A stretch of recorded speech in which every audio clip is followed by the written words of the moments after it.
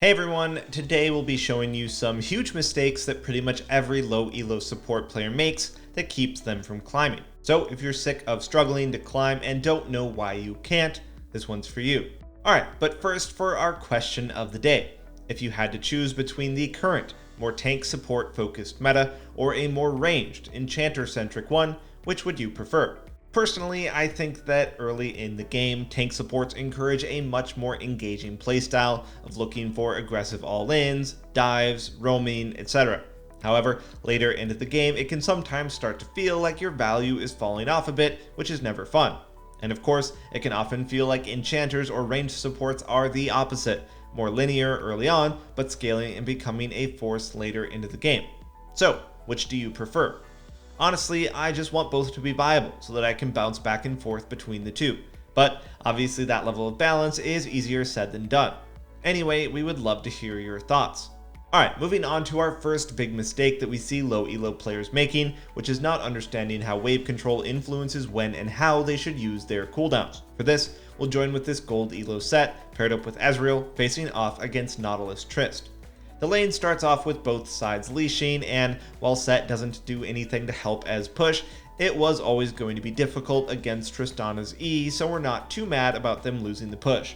And honestly, not much happens for a while here as Set and Ez both back off to respect the level 2, and Not is playing really passively, so there's just not too much threat anyway.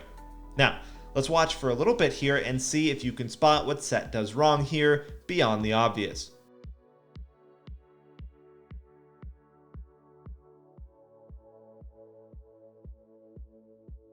So, what do you think? Aside from missing his E, which is obviously bad, what was the other big mistake here? Take a second to think. If you said something about how in a few seconds here they'll have wave control, great job. So this wave is just starting to bounce back into Ez and Set's control. They're down one minion, but their next wave is about to arrive way sooner than the enemies. This is basically the worst time to use long cooldowns like Set's, with his E being 16 seconds and W 18. This shows a fundamental lack of understanding for wave control and how it influences your playstyle throughout the lane. If we keep moving forward, we see that this whole time while they have more minions, Set's abilities are on cooldown, so he can't move up, he can't threaten, he can't do what you pick Set to do. Look at this moment right here especially. The enemy team is stacked up with no minions, and what is Set doing? Sitting back with no spells up. And what we want to make sure that you understand is that this isn't just about the damage that minions will do. Think about how minions will influence the trading of this lane. With more minions, Ez will have a much easier time landing Q, and Nautilus will have a way harder time landing a hook. It just completely warps the strengths of these champions and who will come out on top. By not understanding this, Set lost a big window to punish the enemy lane. Understanding wave control and how it completely changes your playstyle is crucial on any champion, but this idea of not wasting spells right before you gain it is especially important on champions with longer cooldowns like the ones you see here. And remember, if you want to improve fast and get the rank that you've always wanted, then check out our hyper improvement system at SkillCapped.com. We have professional courses by the top players, Smurf commentaries where a challenger player walks you through how to climb out of every rank from iron to diamond, and we upload tons of new exclusive guides to our website every week. In fact, we're so confident you'll improve using our system that if you don't climb at least 5 divisions while actively using SkillCapped, you can claim a full refund, so there's no risk. What are you waiting for? Check out SkillCapped.com and get the rank that you've always wanted. Link in the description below. Anyway, jumping back in with our second tip, we're going to look at how, after blundering a missed base, Set could have salvaged the play with some heads-up awareness that would have gained his ADC basically a full wave of farm at the very least.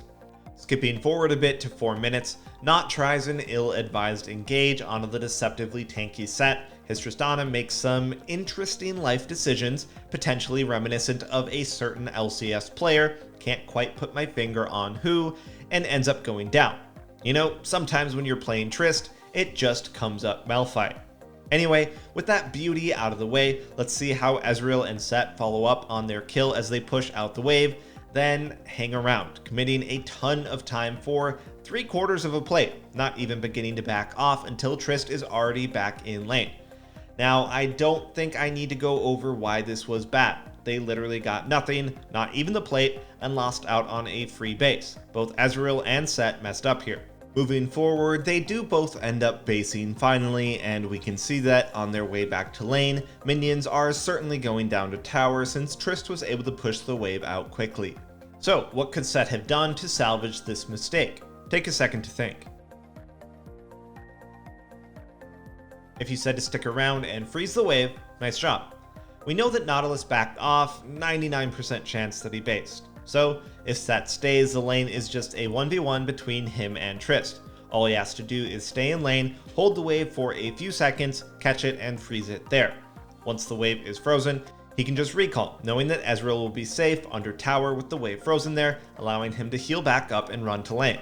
This is a simple play that salvages Ezreal's terrible decision to overstay in lane, netting him nearly an extra 10 CS. Knowing how to drag your ADC to farm and salvage their poor base timings is something that I don't think I need to convince you has value.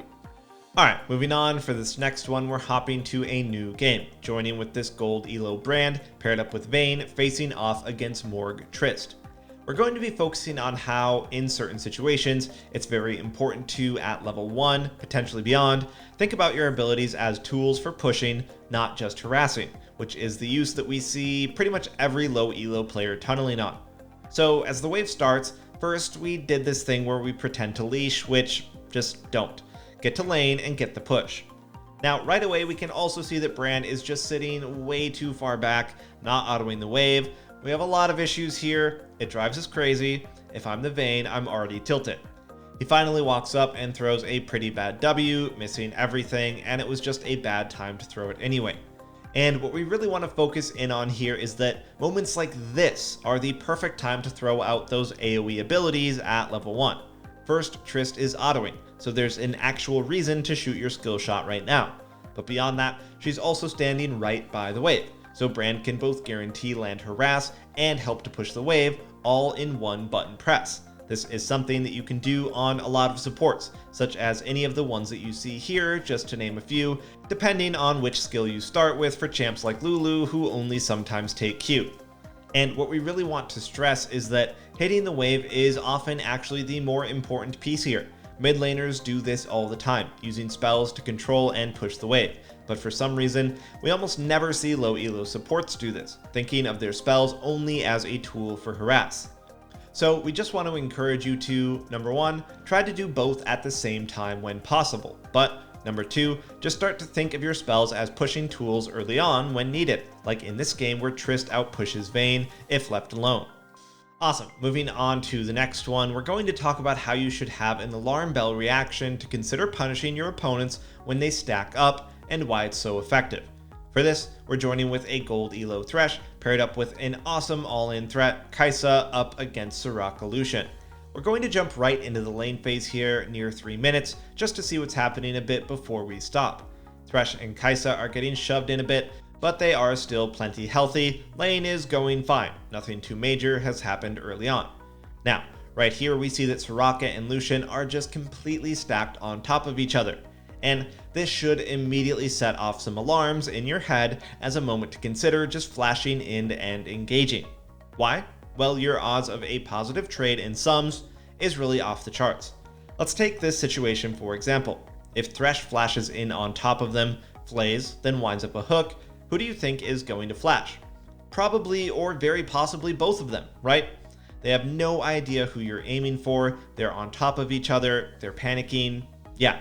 This is just a really good way to pick up a sums lead that you can then use to pick up a kill later on if you don't during the initial all-in. And tons of melee engaged supports can do this to varying degrees of success, but all of them can and should consider a play like this. It's also not just melee supports. Sona with ultimate, even Lux could flash in for a Q, you get the idea. But it is especially effective on those engaged supports. Not only because they're usually more threatening, but a lot of them also run Hex Flash, so trading your flash becomes even better. Now, obviously I'm saying that bells should go off, not that you should just instantly go. Obviously, you still need to think about whether or not you're actually in a position to win a fight. Here, Thresh and Kai'Sa have awesome all-in.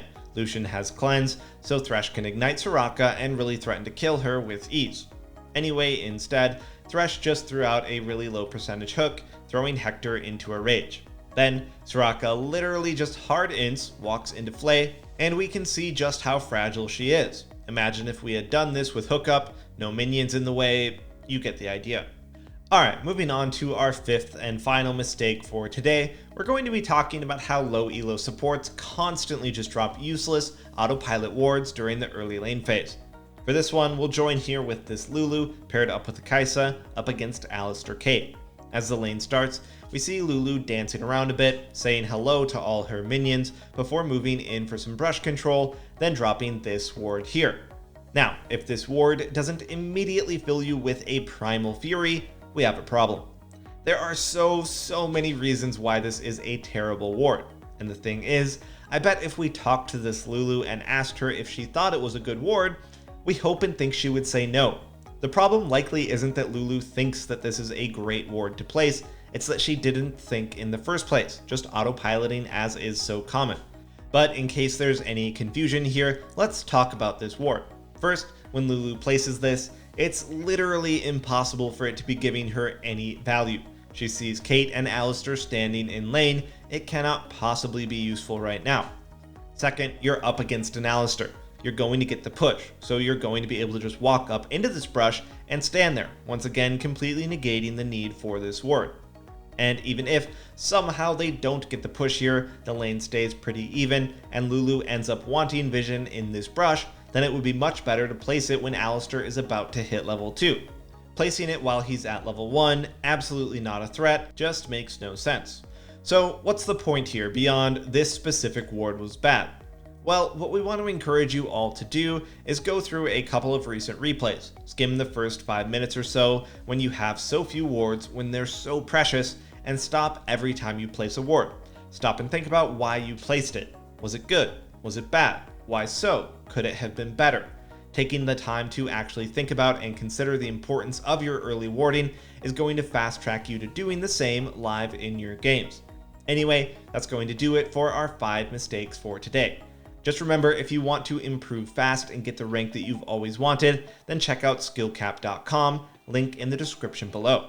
Otherwise, you know the deal. Make sure to like, subscribe, and hit the bell icon to get more premium guides with one goal in mind, making you a better player. We here at SkillCapped want to thank you for watching, and we'll catch you in the next one.